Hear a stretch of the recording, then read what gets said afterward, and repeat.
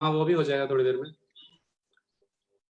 तो आज मैं आप लोग को राष्ट्रकवि दिनकर की एक कविता सुनाने वाला हूँ, क्योंकि कविताएं जो हैं वो बहुत पॉजिटिविटी का जो है एक सोर्स रही है मेरी लाइफ में शुरू से, है ना।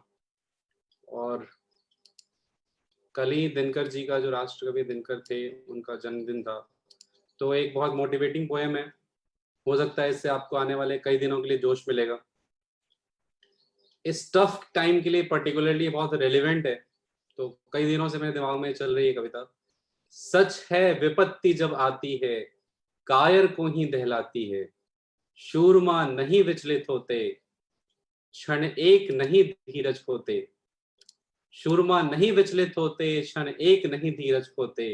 विघ्नों को गले लगाते हैं, कांटों में राह बनाते हैं। मुख से न कभी उफ कहते हैं, संकट का चरण न कहते हैं। जो आ पड़ता सब सहते हैं, जो आ पड़ता सब सहते हैं। उद्योग निरत नित रहते हैं, शूलों का मूल नसाने को। बढ़ खुद विपत्ति पर छाने को, है कौन विघ्न ऐसा जग में। टिक सके वीर नर के मन में। खम ठोक ठेलता है जब नर, पर्वत के जाते पांव उखड़। खम ठोक ठेलता है जब नर, पर्वत के जाते पांव उखड़। मानव जब जोड़ लगाता है, पत्थर पानी बन जाता है। गुण बड़े एक से एक प्रखर है, छिपे मानवों के भीतर। मेहंदी में जैसे लाली हो, वर्तिका बीच उजियाली हो। बत्ती जो नहीं जलाता है, रोशनी नहीं भर पाता है। पीसा जाता जब इच्छुदंड, पीसा जाता जब इच्छुदंड। झरती रस की धारा अखंड। मेहंदी जब सहती है प्रहार, बनती ललनाओं का सिंगार। जब फूल पिरोए जाते हैं, हम उनको गले लगाते हैं। तो इस कविता से हमारे लिए मैसेज यही है कि जो टफ टाइम है, इससे हम सब लोग बेटर होके निकलेंगे। जो आपको एग्जांपल्स दिए गए हैं मेहंदी का, है ना, और इक्षुदंड जो गन्ने का जो रस निकलता है तो उसको पीसा जाता है, तो हम सब लोग एक टफ टाइम से जा रहे हैं, इससे हम बेटर होके निकलेंगे। तो हम शुरू करते हैं जहां से हमने लास्ट क्लास में छोड़ा था, बेगर्स मेथड। बेगर्स मेथड में हम लोग डिस्ट्रीब्यूशन ऑफ लाइक ऑब्जेक्ट कर रहे थे। क्वेश्चन नंबर, लास्ट जो क्वेश्चन था जो हमने किया था, वो क्वेश्चन था, उसी रिदम को कंटिन्यू करते हुए क्वेश्चन नंबर 5 किया था। इसके बाद नेक्स्ट क्वेश्चन नंबर 6 पे आते हैं। Question number 6,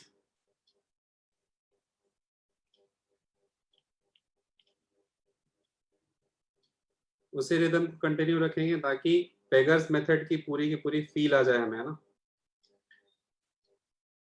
so last question था number of non negative integral solutions. अब जो मैं क्वेश्चन दे रहा हूं आपको, उस क्वेश्चन के लिए ये समझिएगा कि आप पहले भी ये क्वेश्चन कर चुके हैं, लेकिन इस बार आपको पीएनसी वाले अप्रोच से करना है। Find the number of points with integral coordinates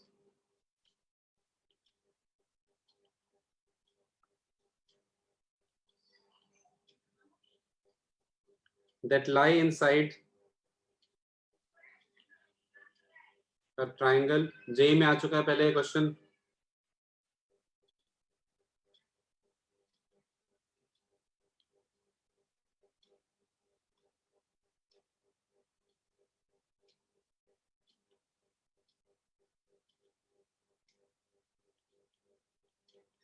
और ये शायद आप पहले अरिथमेटिक प्रोग्रेशन चैप्टर में कर चुके हैं, तो उसे बायस नहीं होना है। इस समय आपको इसे पीएनसी के अप्रोच से करना है।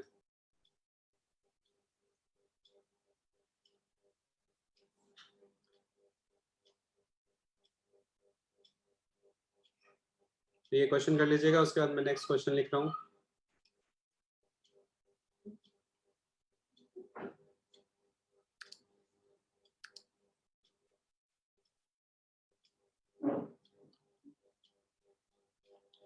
बहुत सारी क्वेरीज आ रही हैं, उन सब मैं क्लास के एंड में टेकअप करूंगा, है ना।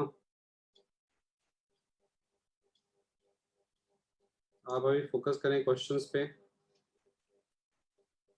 क्लास के एंड में मैं बाकी जो जनरल चीजें होती हैं उसके लिए फिर टाइम दूंगा।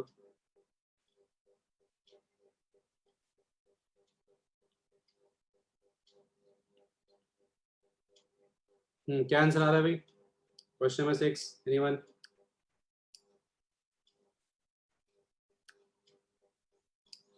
फिफ्टी 50 करेक्ट आंसर है इसका, क्वेश्चन नंबर 6 का। अंशुल पवार का आंसर आ गया है, बट कोशिश करिए कि आप इसे पीएनसी वाले अप्रोच से करें।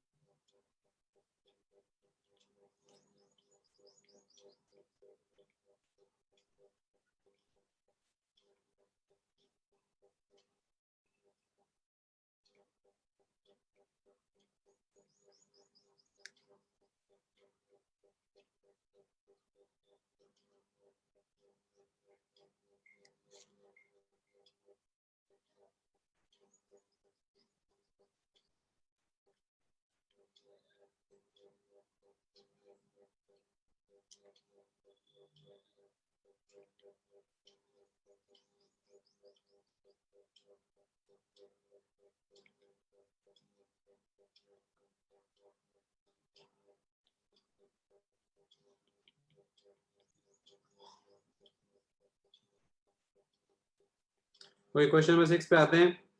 तो ये तीन पॉइंट्स हैं हमारे पास, 0 0 ओरिजिन, 0,102 यहाँ पे, 102,0 यहाँ पे।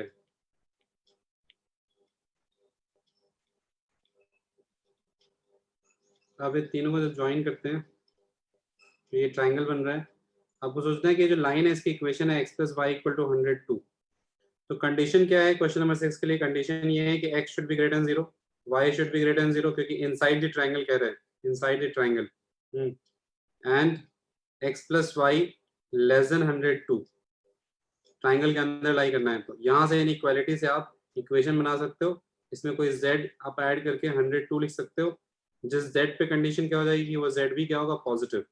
तो x y z तीनों अगर पॉजिटिव है और वैल्यूज क्या है, इंटीग्रल कोऑर्डिनेट्स है ना। तो अगर ये इंटीग्रल कोऑर्डिनेट्स है तो उस सिचुएशन में आपको ये सोचना है कि मिनिमम वैल्यू 1 तो होगी। तो 3 कॉइन्स थे जो आप एक एक करके तीनों को दे देंगे, तो कॉइन्स कितने रह जाएंगे आपके पास, 99, क्योंकि एक एक कॉइन्स आपने सबको दे दिए। मिनिमम वैल्यू 1 होनी है। देखो x greater than 0, y greater than 0, z greater than 0 में मिनिमम वैल्यू 1 होनी है तीनों की। कॉइन्स 99 और बेगर्स कितने भाई, बेगर्स 3। तो क्या हो जाएगा, 99 प्लस 2 C2, 101 C2, जो कि वैल्यू आपको याद है 50-50 है। ये IIT की फेवरेट वैल्यू है, न्यूमेरिकल वैल्यू। ओके, क्वेश्चन में 7 भी कुछ लोगों ने कर लिया है, आंसर आ गया है। अंशुल पवार का 21C7 ये करेक्ट आंसर है, इन्होंने कर लिया। और नेक्स्ट क्वेश्चन में मूव करेंगे। तो ये एक फ्लो है, एक रिदम है, इसमें हम कई क्वेश्चंस करने जा रहे हैं। इन सबको करने के बाद आपको फीलिंग आ जाएगी बेगर्स मेथड की। फिर आपको नींद में भी उठा के अगर आपसे पूछा जाएगा question distribution of alike objects का, तो आप जवाब दे देंगे।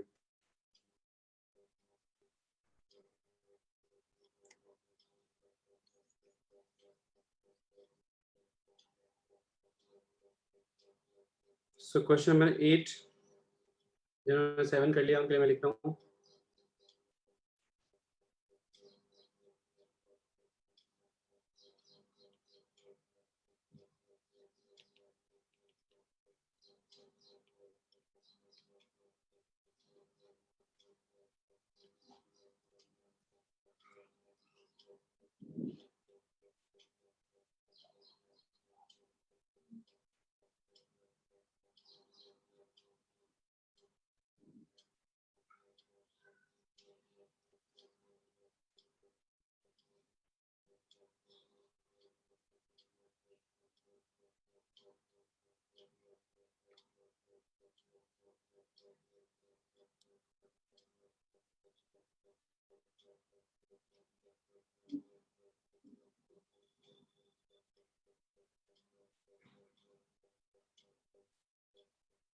तो 21C7 प्रकट चौहान का भी आंसर आ गया है, बिल्कुल करेक्ट है।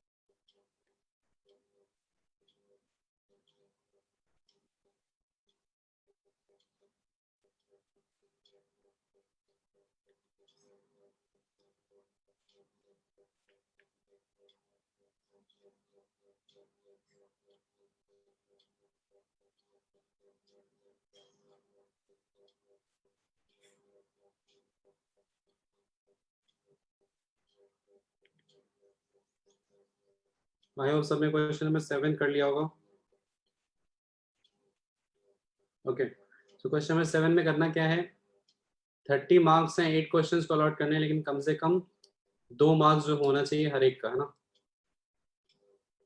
सो क्वेश्चन नंबर 7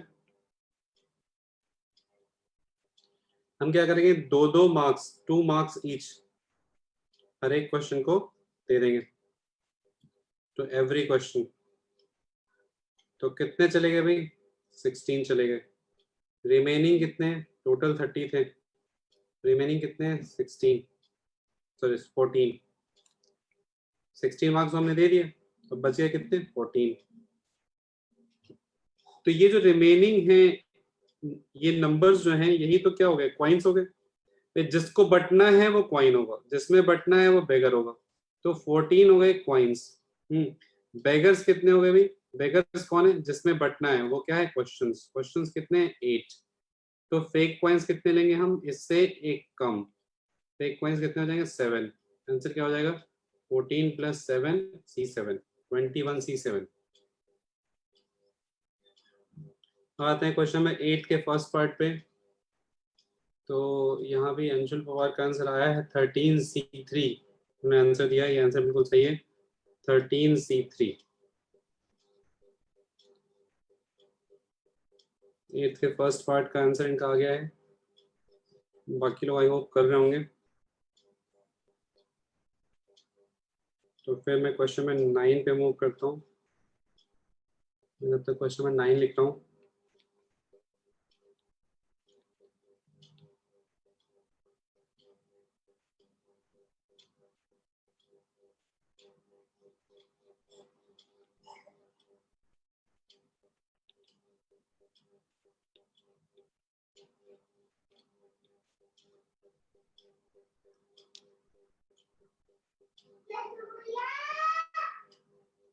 आपको बीच में आवाज आ रही होगी, जैसा कि आपको पता है कि मैं घर से ही पढ़ा रहा हूँ।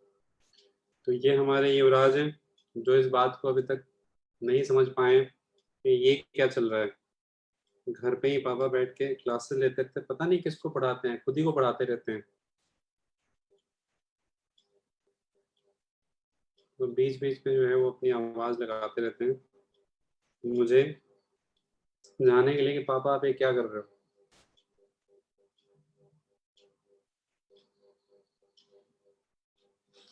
13C3 से आंसर है 8 के फर्स्ट पार्ट में। फारस सिंगल का भी आंसर आया है, शाहनवाज खान का भी आया है।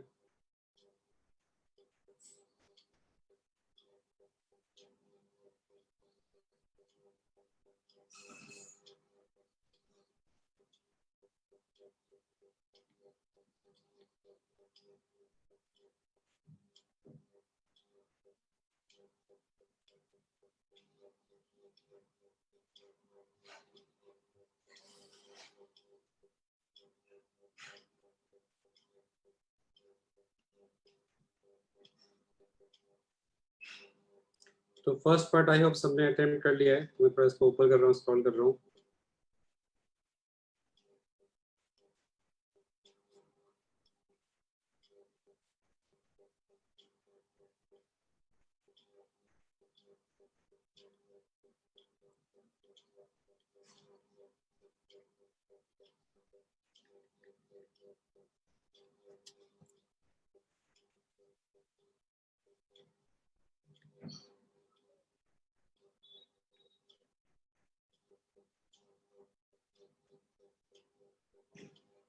ओके, क्वेश्चन नंबर 8 के फर्स्ट पार्ट पे आते हैं।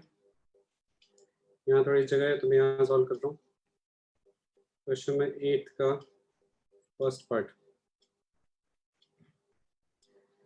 क्वेश्चन 8 के फर्स्ट पार्ट में कह रहा है कि red, white, black and green balls हैं।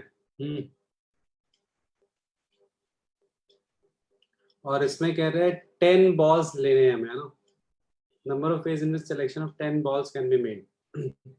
सो आपको समझना है कि कौन सी चीजें जो बटनी है। ये number let's say red balls का नंबर R है, ब्लैक बॉल्स का B है, व्हाइट बॉल्स का W है और ग्रीन बॉल्स का G है। तो यही तो मिलके 10 होना है ना। तो ये जो 10 नंबर है ये जाके बटेगा इन चारों में। इसका मतलब 10 कितने, 10 क्या हो गए, कॉइन्स। जो बटना है वो कॉइन हो गए। पहली बार में तो कह रहा है अभी कोई कंडीशन नहीं है। तो बेगर्स कौन हो गए, ये 4 कलर्स। बेगर्स हो गए ये 4 कलर्स। तो फेक कॉइन्स कितने में भाई, फेक कॉइन्स हुए 3, एक कम, तो क्या हो जाएगा 10 + 3 C3। अब सेकेंड पार्ट में आप सोचो कि क्या चेंज आने वाला है। कह रहे ऑल 4 डिफरेंट कलर्स के बॉल होने चाहिए। इसका मतलब मिनिमम एक तो आपको लेना ही लेना है। तो आपको मिनिमम अगर एक लेना है तो एक एक कॉइन आप चारों को दे दोगे। तो बच जाएंगे कॉइन्स कितने, 6। और बेगर्स कितने, 4। 6 + 3 C3, 9 C3 आंसर करेक्ट आया है भाई। 12 सिंगल है, अंशुल पवार है और भी लोगों ने लिखा है। तो आंसर करेक्ट है। अब चलते हैं क्वेश्चन नंबर 9 पे।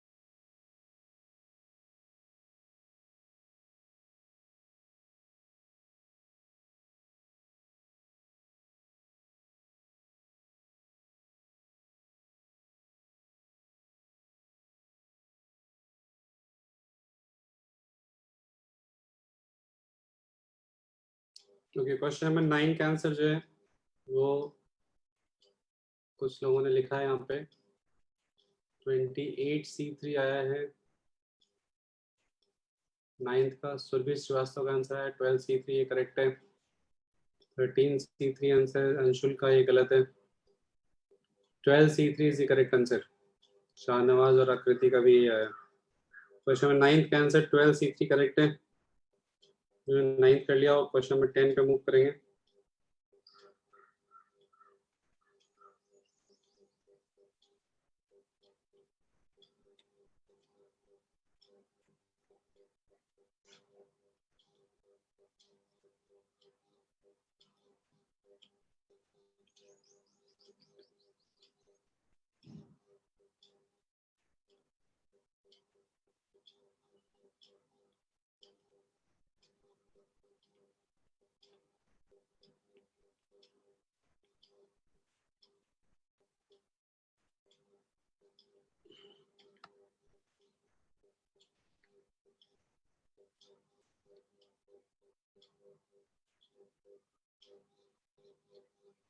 ओके, क्वेश्चन नंबर 9 पे आते हैं। क्वेश्चन नंबर 9 का आंसर 12 C3 काफी लोग का अब आ गया है। सो क्वेश्चन नंबर 9 में हमें करना क्या है, 25 मैंगोज खरीदने हैं उस आदमी को। 4 डिफरेंट वेराइटीज हैं और कह रहा है एटलीस्ट 4 हर वेराइटी खरीदना ही है। तो क्या करेंगे, सबसे पहले चारों वेराइटी जो है, मान लो एक लंगड़ा है, एक दशहरी है, ऐसे करके जो वेराइटीज है 4, ठीक है। अल्फोंजो है, सफेदा है, आने वाला है सीजन आम का। हम्म तो ये सारी जो वेराइटीज हैं इनके 4-4 मैंगो तुम खरीद लो। तो 4-4 जो मैंगो खरीद लिए तो बच्चे कितने भाई, 9। तुम ये समझ लो ना कि 25 तुम्हारे पास कूपन थे। हाँ, तुमने बहुत अच्छा आंसर दिया क्वेश्चंस का, तो इसलिए तुम्हें आज पीएनजी की क्लास के बाद 25 कूपन मिले हैं स्कॉलर्स की कैंटीन, वर्चुअल कैंटीन से खरीदने के लिए, खाना खाने के लिए 25 कूपन मिले हैं, जिससे तुम 25 मैंगो खरीद सकते हो। उसमें 4-4 कूपन तो तुमने एग्जॉस्ट कर दिए, तो 16 कूपन तो गए, बचे कितने कूपन, 9। तो रिमेनिंग जो है वो 9 है।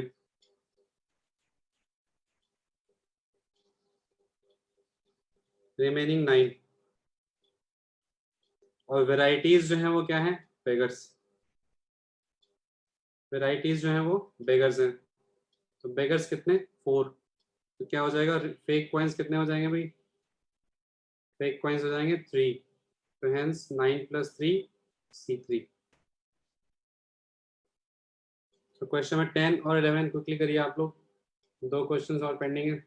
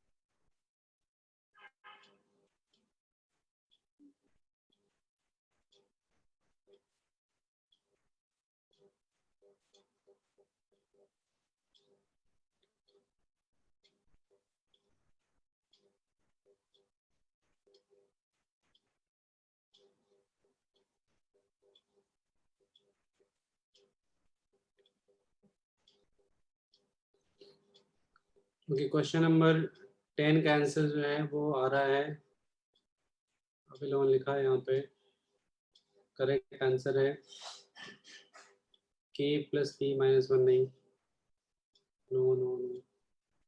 क्वेश्चन नंबर 10 का आंसर, k आइडेंटिकल बॉल्स को p डिफरेंट बॉक्सेस में डालना है।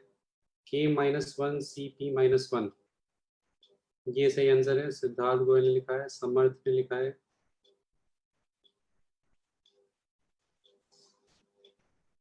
अभिमन्यु चौहान का भी है, आयुष वार्ष्णेय का भी है, प्रखर चौहान का भी है। काफी लोग का आंसर ही आया हुआ है k - 1, k - 1 cp - 1, ये आंसर है।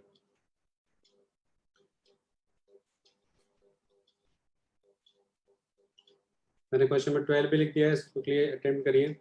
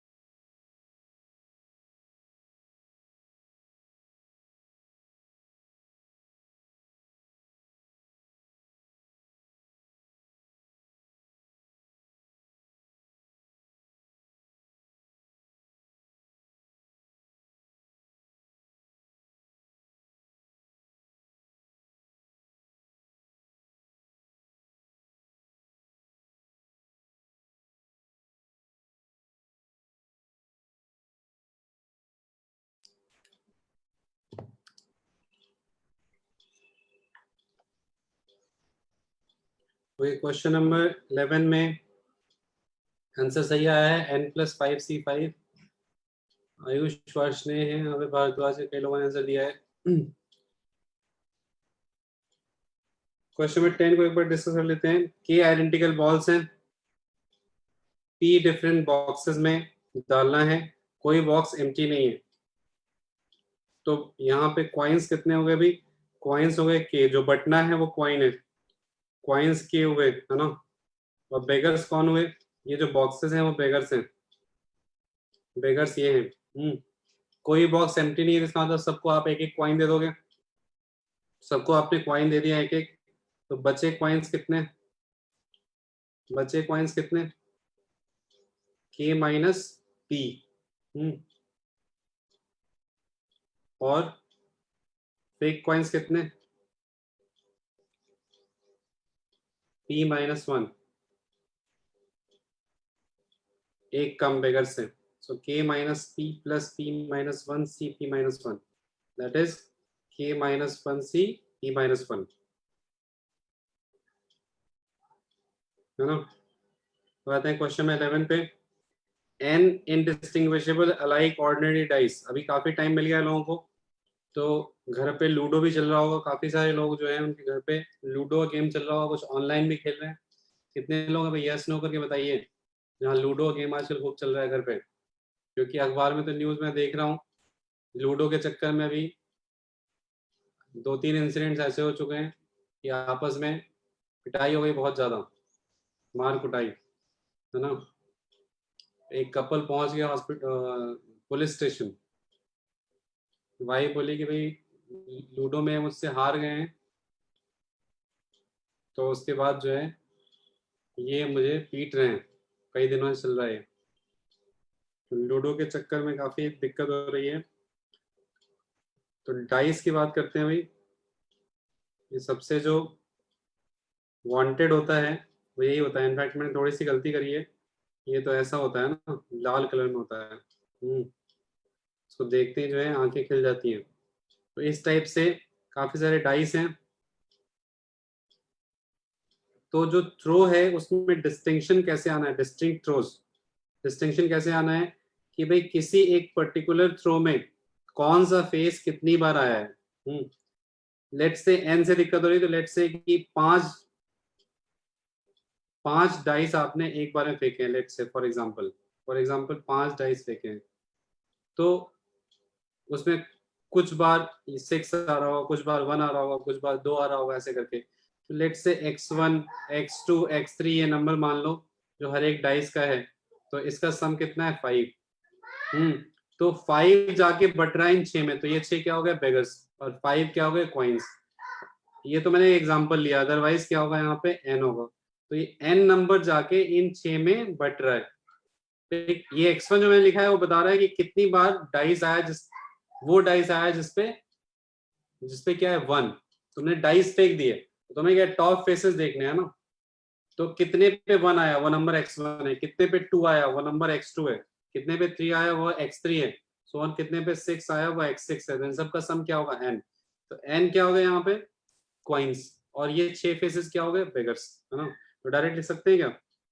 n+5c5। क्वेश्चन नंबर 12 पे आते हैं। Question number 12 anyone?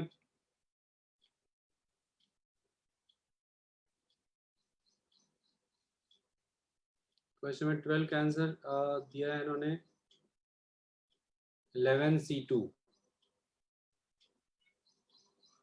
Abhimanyu Chauhan ने भी दिया हुआ answer 4c2 into 5c2 into 6c2। ये आंसर मुझे सही लग रहा है। अभिमन्यु चौहान का answer 4c2 into 5c2 into 6c2 correct answer है। सुरभि श्रीवास्तव का भी। भाई आप चेक करो, राम श्याम घनश्याम ये 3 बच्चे हैं जिसमें हमें एप्पल भी बांटना है, ऑरेंज भी बांटना है, मैंगो भी बांटना है। तो क्वेश्चन नंबर 12 में आपको समझना है कि इस काम के 3 पार्ट्स हैं। चलो, जिन लोगों ने ये क्वेश्चन कर लिया है उनके लिए मैं नेक्स्ट क्वेश्चन लिख देता हूँ, फिर मैं इस क्वेश्चन पे आऊंगा। तब तक आप लोगों को जो मैंने हिंट दिया है उस पर आप वर्क करिए कि इस काम के 3 पार्ट हैं। एप्पल्स अलग, ऑरेंजेस अलग, मैंगोस अलग।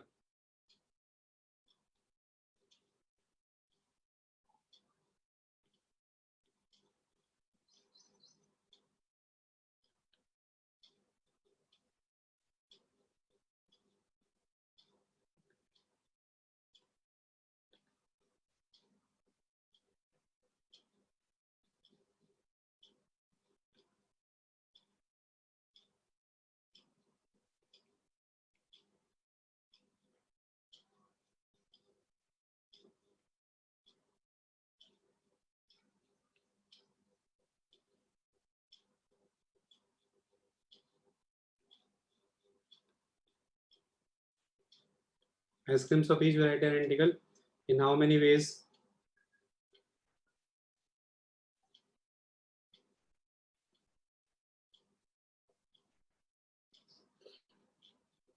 Four ice creams can be selected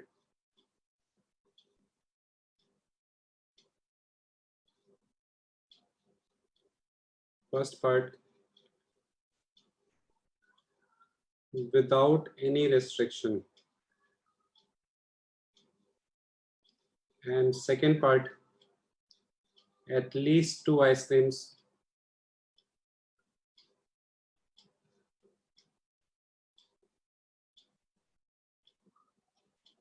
of the same variety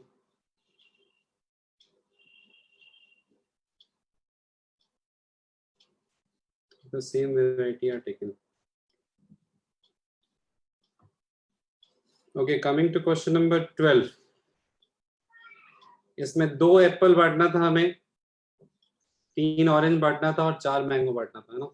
तो सबसे पहले हम 2 एप्पल को बांटेंगे। क्वेश्चन नंबर 12 मैं सॉल्व कर रहा हूँ। 2 एप्पल बांटना है, तीन स्टूडेंट्स हैं, राम श्याम घनश्याम, 3 बच्चे हैं, इनमें बांटना है। इसका मतलब क्या है, बेगर्स कौन है, ये 3 बच्चे, और कॉइन्स क्या हो गए 2। सो 2 + 2 C2, जितने बेगर्स होते हैं उससे एक कम पे एक कॉइन। फिर 3 ऑरेंजेस एंड 3 बेगर्स, तो 3 + 2 C2। फिर 4 मैंगोज एंड 3 बेगर्स, 4 + 2 C2।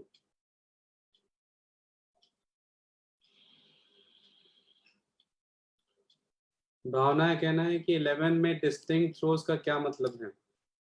इसका मतलब ये है, डिस्टिंक्ट थ्रोज टर्म का मतलब क्वेश्चन में 11 में, कि सपोज करो कि 2 थ्रोज है ना, सपोज करो 5 डाइस है ना, 5 डाइस में क्या हुआ कि 5 के 5 पे 6 आ गया। ऐसा दोबारा भी तो हो सकता है ना, कि तुमने फिर से 5 डाइस फेंके और फिर पांचों पे जो है क्या आ जाए 6। तो कह रहा है कि ये तुम्हें कंसिडर नहीं करना है, तुम्हें डिस्टिंक्ट थ्रोज कंसिडर करने हैं। अगर एक में 5 टाइम्स 6 आ गया तो अगला तुम वो कंसिडर करो जिसमें 4 टाइम्स 6 आया है और एक बार 1 आया, ऐसा करके कुछ, है ना। ऐसा हो सकता है ना, रिपीट हो सकता है, उसकी प्रोबेबिलिटी कम है लेकिन रिपीट हो सकता है एक ही पैटर्न। साक्ष्य भारद्वाज का पूछना है कि भाई 12th में 11C2 गलत क्यों है। 11C2 इसलिए गलत है क्योंकि 4 जो मैंगोज हैं वो अलग वेराइटी है, 3 जो ऑरेंजेस है वो अलग वेराइटी है, 2 एप्पल्स जो है अलग वेराइटी है। आपने क्या किया, टोटल 9 कॉइन्स मान के 3 बेगर्स में बांट दिया, है ना। टोटल 9 कॉइन्स मान के आपने 3 बेगर्स में बांट दिया, उसमें दिक्कत क्या हो जाएगी,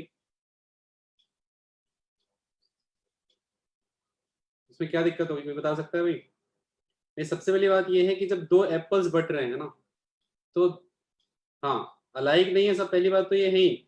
अगर ये 9 के 9 अलाइक होते, 9 के 9 अलाइक होते तब आप कर सकते, जबकि ये 2 डिफरेंट हैं, ये 3 डिफरेंट हैं, ये 4 डिफरेंट हैं। मतलब ये चारों मैंगो आपस में तो अलाइक हैं लेकिन है, ये 4 मैंगो ये ऑरेंजेस से डिफरेंट है।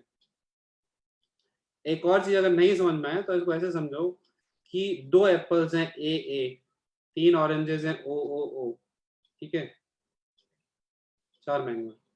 अब तुमने सबको सेम मान के कर दिया तो क्या होगा, तुम RSG का जो अरेंजमेंट है वो देखो। तुमने सबको सेम मान के कर दिया, अब क्या हो गया, तुमने क्या लिया 9 कॉइन्स और 3 बेगर्स। 9 कॉइन्स कॉइन्स, ठीक है समझ में आ गया। 9 कॉइन्स और 3 बेगर्स लेके जब तुमने डाला तो तुम्हें कुछ समझ में आ जाएगा कि क्या गलती हो रही है। Question number 13, anyone.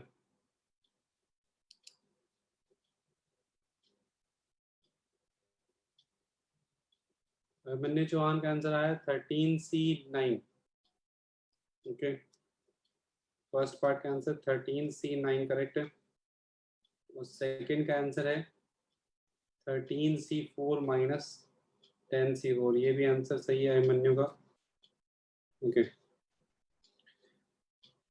बात है क्वेश्चन नंबर 13 पे कि ये कैसे होगा।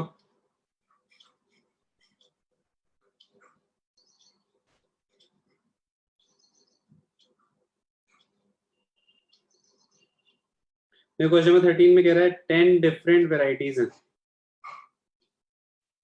और आपको लेने कितने हैं 4 आइसक्रीम। तो वही वाला कूपन वाला जो कॉन्सेप्ट मैंने बताया था वो समझो कि आपके पास 4 कूपन हैं और आपको 10 डिफरेंट वेराइटीज के आइसक्रीम्स लेने हैं।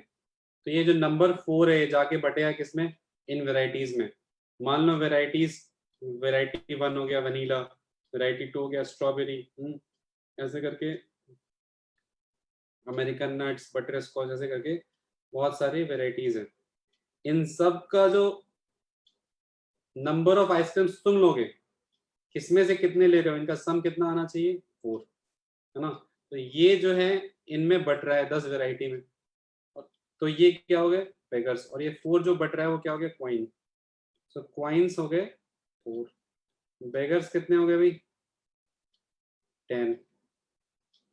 तो फेक कॉइन्स कितने होंगे, फेक कॉइन्स होंगे 9। आंसर भी 9 + 4c 9, दैट इज 13c9, जिसे हम 13c4 भी लिख सकते हैं। ये हो गया फर्स्ट पार्ट। अब आते हैं सेकंड पार्ट पे।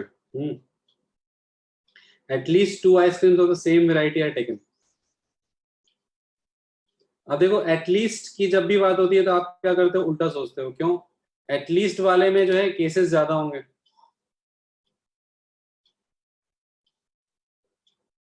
एटलीस्ट वाले में केसेस ज्यादा होंगे। क्यों? 2 आइसक्रीम एक ही वैरायटी के हैं, या 3 आइसक्रीम एक ही वैरायटी के, या 4 के 4 एक ही वैरायटी के हैं, ये सारे केसेस लेने होंगे। इसकी बजाय बेटर है कि मैं टोटल में से, टोटल केसेस हम निकाल ही चुके हैं विदाउट एनी रिस्ट्रिक्शन, मतलब 13c9 आ चुका है। टोटल में से हम क्या कर देते हैं, एटलीस्ट 2 का उल्टा क्या होगा बताओ, एटलीस्ट 2 का उल्टा क्या होगा भाई, बोलो। कम से कम 2 का उल्टा क्या होगा, ज्यादा से ज्यादा 1। नहीं एटमोस्ट 2 नहीं, at most 1, at most 1। Total minus at most 1 की बात कर रहे हैं, टोटल माइनस एटमोस्ट 1। एटमोस्ट 1 वाला केस क्या होगा कि जब आप इन 4 आइसक्रीम, 4 सॉरी 10 वेराइटीज में से किसी भी वेराइटी से मैक्सिमम 1 आप आइसक्रीम लेंगे। टोटल हमारे पास आया हुआ है 13c4। मैक्सिमम अगर आप 1 आइसक्रीम लेने जा रहे हो किसी भी वेराइटी से, तो उस सिचुएशन में आप सोचो ये ओवरऑल आप 4 डिफरेंट वेराइटी तो सिलेक्ट करोगे, जिसमें से हर एक वेराइटी में से आपने क्या किया, हर एक वेराइटी में से एक एक आइसक्रीम करके आपने ले लिया। तो इसका मतलब आप इन 10 वेराइटीज में से, इन 10 वेराइटीज में से 4 वेराइटीज चूज करने जा रहे हो, जिसमें से आप क्या करोगे, एक एक लोगे और बाकी सबसे नहीं लोगे। तो इसके बाद ये टॉपिक हो गया फिनिश। इसके छोटा सा टॉपिक है मैक्सिमाइजिंग एनसीआर, वो करेंगे फिर हम लोग चलेंगे डिस्कशन पे। मैक्सिमाइजिंग एनसीआर ये नेक्स्ट टॉपिक है, मैक्सिमाइजिंग एनसीआर।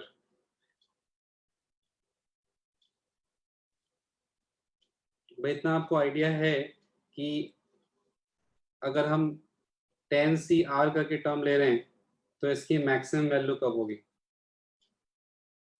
इसकी मैक्सिमम वैल्यू क्या होगी, जब R की वैल्यू क्या होगी। भावना कह रहा है 13C4 क्यों, एक मिनट, अच्छा पुराना डाउट था, 13 नहीं अभी आया। भावना का कहना है 13C4, एक मिनट। हाँ भावना बताओ क्या कह रही हो। क्वेश्चन नंबर 13 में बी पार्ट में 13C4 क्यों हुआ, सेकंड पार्ट में, हाँ क्योंकि ये टोटल केसेस हैं विदाउट एनी रिस्ट्रिक्शन हम निकाल चुके हैं ना 13C9। 13C9 को हम 13C4 भी लिख सकते हैं। हाँ सॉरी सॉरी ठीक है। ठीक है 13C9 ना लिख के 13C4 लिख दिया, कुछ नहीं।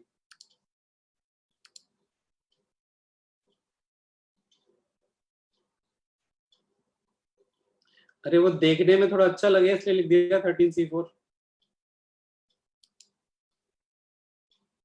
13C4 माइनस 10C4 है ना। चलो आते हैं मैक्सिमाइजिंग एनसीआर पे। तो मैं कह रहा था 10CR में मैं बात कर रहा था कि 10CR की मैक्सिमम वैल्यू कब होगी, जब हम R क्या लेंगे, इतना तो हमें आइडिया है। या फिर हम बात करते हैं 11CR की, तो इसकी मैक्सिमम वैल्यू कब होगी, तो हम R क्या लेंगे बताओ भाई। 10CR वाले में तुम्हें पता है कि 10C1, हाँ 10C1 जो है उससे ज्यादा होता है 10C2, फिर 10C3। तो मैक्सिमम वैल्यू होगा जबकि 5 होगा और इस केस में 6 होगा। कितना में आइडिया है? अरे एक सिंपल सी चीज सोचो ना कि जब तुम 10 में से एक चीज को सिलेक्ट कर रहे हो तो 10 तरीके हैं। 10c2 की वैल्यू क्या होती है? 10 to 9/2 45 बढ़ गया ना, ये बढ़ता रहता है। कब तक, कहां तक बढ़ेगा? 5 तक। क्यों? जब तुम 6 पे जाओगे तो 10c6 की वैल्यू क्या हो गई? 10c4। 10c7 की वैल्यू क्या हो गई? 10c3। ये मैक्सिमम कहाँ पे हो रहा है? 5 पे। और ये वाला मैक्सिमम कहाँ पे होगा? 6 पे। 6 कह लो या 5, ये दोनों ही होगा इसके लिए। तो वही चीज हम यूज करने जा रहे हैं मैक्सिमाइजिंग एनसीआर में। इसमें नोट करेंगे एनसीआर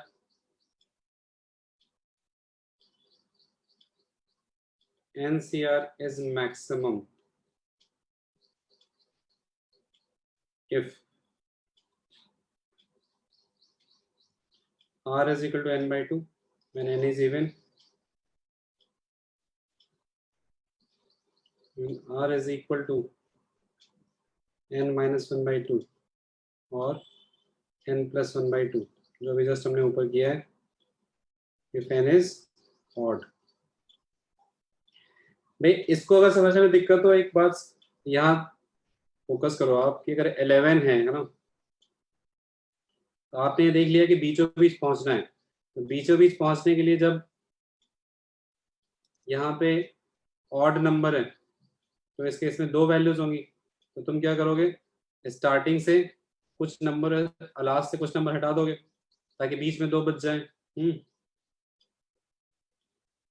तो लेट्स से बीच में 2 बचने के लिए टोटल तुम्हारे पास 11CR में टर्म्स 11C 0 से लेकर 11C 11 तक टर्म्स है ना। टोटल टर्म्स कितने हैं? 12। 12 में से तुम्हें 2 हटाना है। तो इन जनरल अगर हम बात करें n, हाँ, तो n में से हमें कितने टर्म्स हटाने हैं?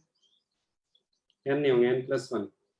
n+1 में से हमें 2 टर्म्स हटाने हैं, राइट। थोड़ा सा कंफ्यूजिंग हो सकता है बट मैं आपको बताना चाह रहा था कि n-1/2 n+1/2 कैसे आया है। ऐसा नहीं कि हमने जनरलाइज किया है। हम n के लिए देख रहे हैं कि अगर n+1 टर्म्स थे टोटल 0 से लेके 11 तक, 0 से लेके n तक n+1 टर्म्स होंगे, उसमें 2 टर्म्स हमें हटाने हैं कि बीच में हमें मिल जाएंगे जिनकी वैल्यू ग्रेटेस्ट है, ऐसे 2 टर्म्स होंगे। तो कितने टर्म्स हमने हटाने हैं? n-1। तो आधे आधे तुम दोनों तरफ से हटा दो। n-1/2 टर्म्स स्टार्टिंग से, n-1/2 लास्ट से, तो बीच में क्या हो गया? 2 टर्म्स बच जाएंगे। n-1/2 टर्म्स हटाने के बाद जो अगला टर्म आएगा वो क्या होगा? n-1/2 plus 1th term. या फिर अगर r की वैल्यू कहो तो r की वैल्यू यहीं से डायरेक्टली मिल जाएगी, n-1/2 और n-1/2 प्लस 2th टर्म। तो टर्म एक ज्यादा है, जैसे फर्स्ट टर्म का क्या होता है? यहाँ पे सफिक्स 0 होता है। 12th टर्म का क्या है? 11, एक कम होता है ना, इसलिए यहाँ से मैं -1 कर दे रहा हूँ। -1 किसके लिए? r की वैल्यू के लिए। जब सेकेंड टर्म की बात करते हैं तो r की वैल्यू क्या है? 1। फर्स्ट टर्म की बात कर रहे हैं तो r की वैल्यू क्या है? 0, एक कम है, इसलिए मैं n-1/2 यहाँ पे लिख दे रहा हूँ और n-1/2 प्लस 1। अगर आपको ये जानना हो कि ये कहाँ से आया तो जनरलाइज करके नहीं आया, मैंने n के लिए निकाला है। तो ये और क्लियर हो जाएगा आपको बाइनोमियल थ्योरम में। जिन लोगों को बाइनोमियल थ्योरम रिवाइज करना है उनको ये बाइनोमियल थ्योरम में मिलेगा मिडिल टर्म के कॉन्सेप्ट से ना। मिडिल टर्म के कॉन्सेप्ट में ये मिलेगा question number 1।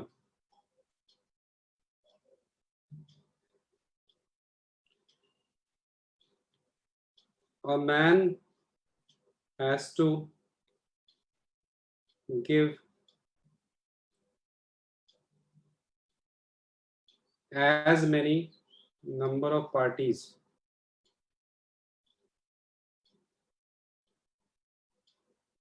as he can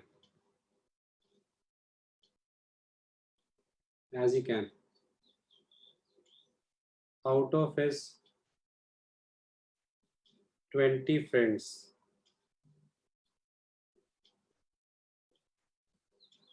by calling the same number of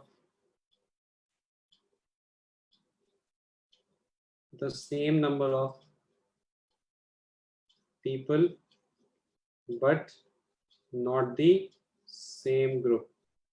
language समझना ये क्या कह रहा है? Not the same group, same number of people आएंगे लेकिन सेम वही लोग नहीं आएंगे। How many friends should he call?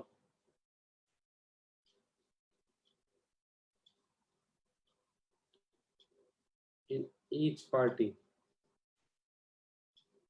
so that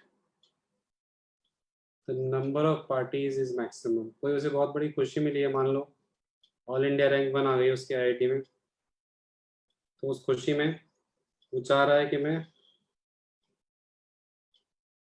इतनी पार्टीज दूं कि मैं उसके बाद पार्टी देने का स्कोप ही खत्म हो जाए ना।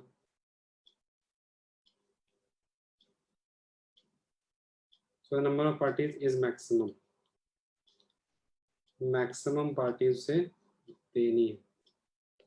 कितने फ्रेंड्स को बुलाए ताकि नंबर ऑफ पार्टीज जो है वो मैक्सिमम हो।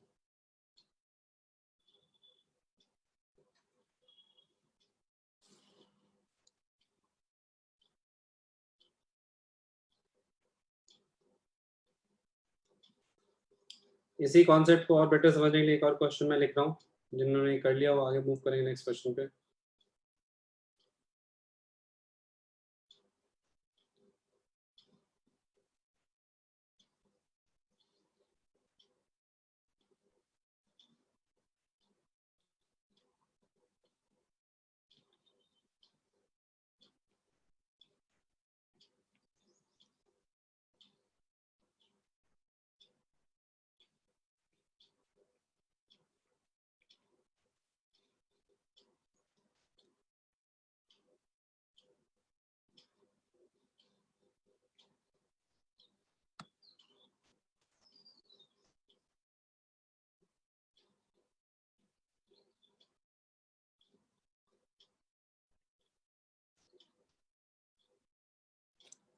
तो ये क्वेश्चन नंबर 1 पे आते हैं कि भाई अगर उसे फ्रेंड्स को सेलेक्ट करना है 20 फ्रेंड्स में से, तो लेट से वो 2 फ्रेंड्स को बुला रहा है। बहुत सिंपल से एग्जांपल से बता रहा हूँ, आपको तुरंत समझ में आएगा कि 20 C2 से वो 2 फ्रेंड्स को बुलाता जाएगा। जितने भी नंबर ऑफ ग्रुप्स बन रहे हैं, 20 C2 क्या बता रहा है कि जब वो 2 फ्रेंड्स को बुला रहा है तो ऐसे ग्रुप्स 2 फ्रेंड्स के कितने बनेंगे, ये बता रहा है 20 C2 नंबर, है ना। आपको पता है 20 C1 अगर एक फ्रेंड को बुलाता तो 20 पार्टीज दे पाता है, 20 C2 कितना हो गया भाई 190, और वो 190 पार्टी दे रहा है।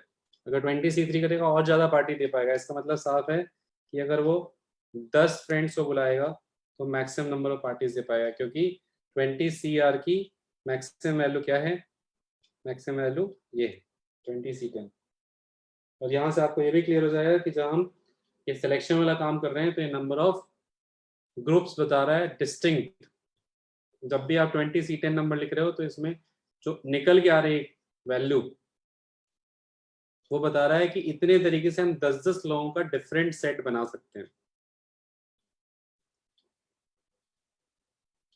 ये 3 क्वेश्चंस करने के बाद ये टॉपिक आई एक्सपेक्ट कि क्लियर हो जाएगा, और फिर हम चलेंगे डिस्कशन पे।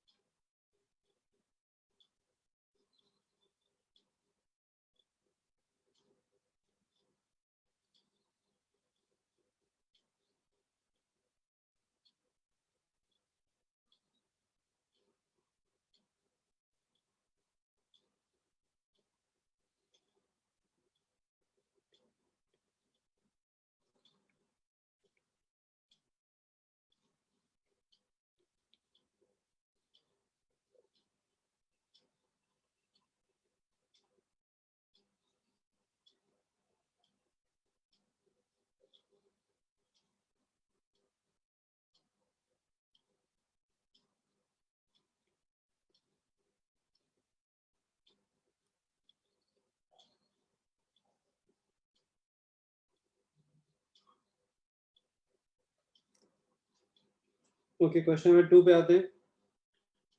Question number 2, there are 2 letters which are either A's or B's, जो या तो A है या B है ना। 2 लेटर्स हैं, सिर्फ A और सिर्फ B।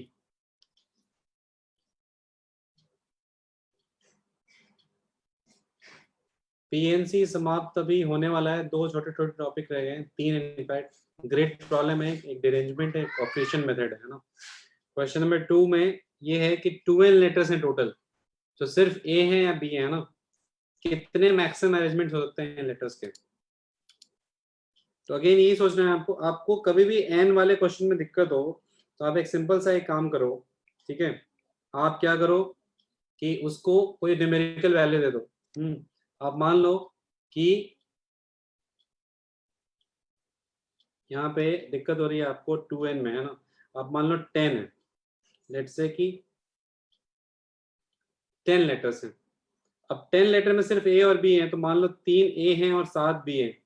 तो आपको पता है ना कि इसके अरेंजमेंट्स कितने होते हैं, 10C3। आपको तुरंत स्ट्राइक करेगा कि मैक्सिमम अरेंजमेंट तब होगा जब 10C5 लेंगे, मतलब 5 ए और 5 बी। तो तुरंत ऐसे ही यहाँ पे समझो ना कि 2nCr आपको लेना होगा अरेंजमेंट के लिए। और इसकी मैक्सिमम वैल्यू कब होगी, जब आर की जगह क्या आ जाए n। Maximum value is 2nCn। Clear everyone. Question number 3 पे आते हैं। बरूश,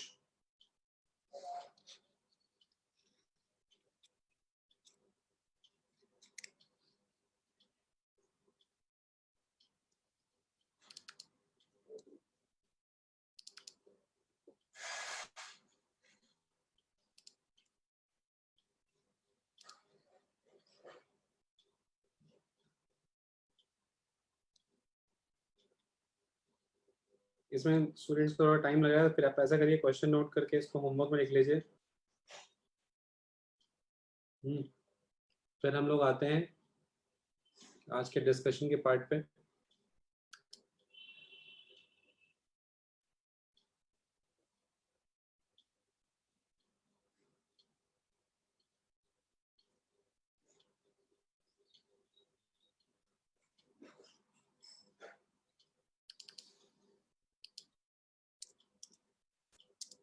लिख लिया भाई सबने।